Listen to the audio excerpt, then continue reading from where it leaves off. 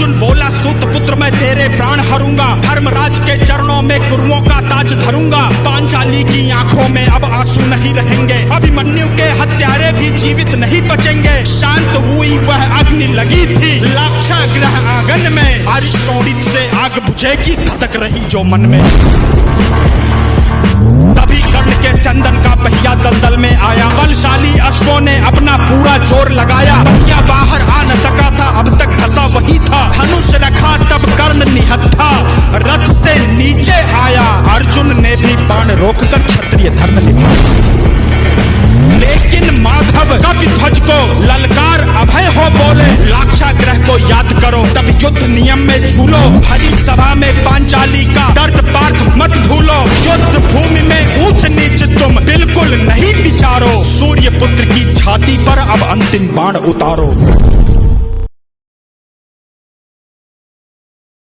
अंधविश्वास उन्मूलन समिति के संस्थापक संयोजक महाराज श्याम मानो ने लोगों से जागृत होने की अपील की कि वो कोई देवी शक्ति नहीं बल्कि आम लोगों को लूट रहे हैं। क्या कहेंगे आप इस पर?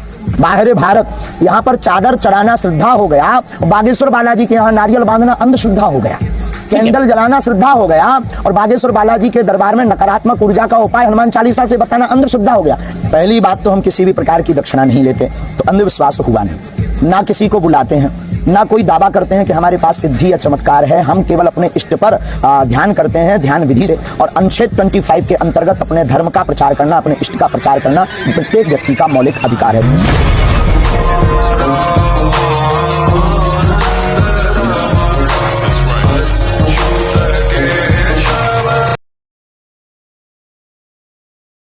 हमारे पास भी पोस्ट ग्रेजुएट डिग्री है।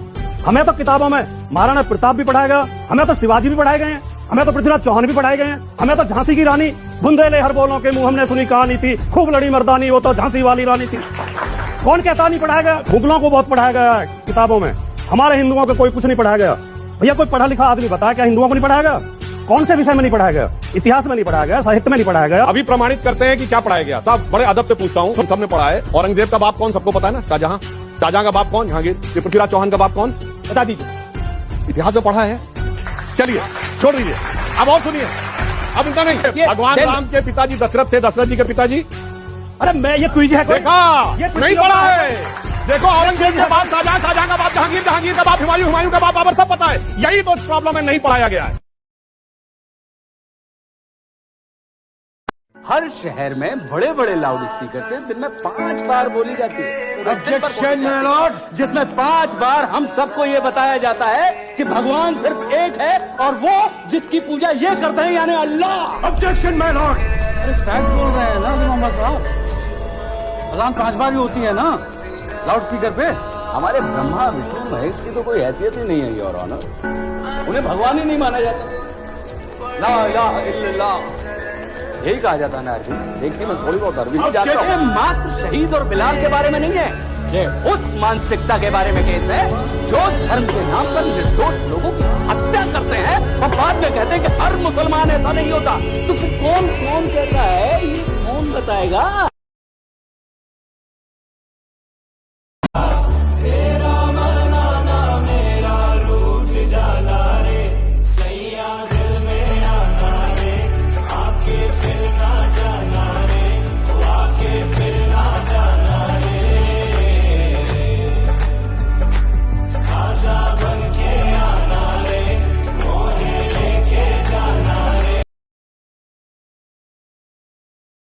जब कोई भी व्यक्ति नागा साधु बनता है तो उनमें से एक रिवाज होता है, जब उनका मुंडन किया जाता है गंगा किनारे कुंभ स्नान में, तब उनके गुरु उन्हें उत्तर की दिशा में 4 कदम चलने के लिए कहते हैं। वो इसलिए कहा जाता है क्योंकि 4 कदम उनकी यात्रा हिमालय की तरफ दर्शाती है।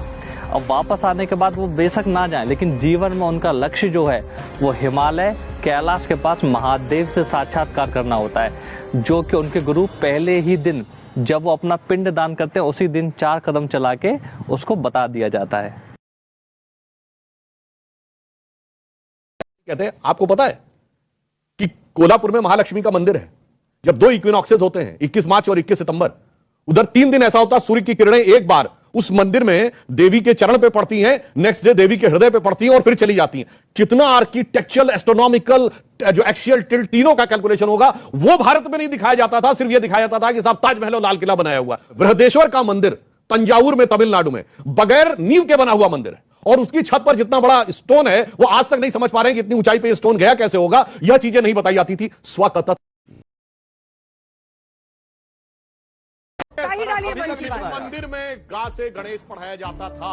हम लोग जब संघ की शाखाओं में जाते थे तो हमें इस बात पे कष्ट होता था कि यहाँ की सरकारें ये कहती थी। पश्चिम बंगाल की सरकार ने उस जमाने में कहा था गा से गधा है, क्योंकि घा से घोड़ा तो गा से गधा, पर गा से गणेश नहीं। इस बात की पीड़ा थी वो बचपन की, वो मुझे अचानक ध्यान आ गई कि जब ऐसे लोग बहरूपिया बन के खड़े हो जाते। एक बार एक सज्जन हमसे डिबेट में कहने लगे, साहब हम तो काल्पनिक मानते हैं। तो हमने कहा कि मुस्लिम थे वो, तो मैंने कहा कि मैं इनकी बात से सहमत हूं। तो एंकर ने कहा कि आप क्या कह रहे हैं, आप इनकी बात से सहमत हो? मैंने कहा हाँ, मैं बताता हूं क्यों सहमत हूं। हमने कहा 4 भाई थे, राम, लक्ष्मण, भरत, शत्रुघ्न, और राजा दशरथ उनके पिता थे। तो पिता के कहने पे राम चले गए वन में, तो लक्ष्मण भाई के रूप में वन में चले गए, भरत ने जाके वन में गए और थाली में राम की खड़ाऊ रख के लाके शासन किया। मैंने कहा एक और बाबरी परंपरा में भी एक 4 भाई थे, शुजा, मुराद, दारा और औरंगजेब। मैंने कहा एक ने बाकी 3 का कत्ल कर दिया, बाप को जेल में डाल दिया, और इतने से भी उसे संतोष नहीं हुआ, अपने सगे बड़े भाई दारा शिकोह का सर काटकर थाली में सजाकर जेल में बंद अपने बाप के पास भेजा। तो मैंने कहा जिन्होंने थाली में भाइयों के कटे हुए सर देखे हों, उन्हें थाली में रखी हुई भाइयों की खड़ाऊ कल्पना ही लगेगी, इसमें इनका कोई दोष नहीं।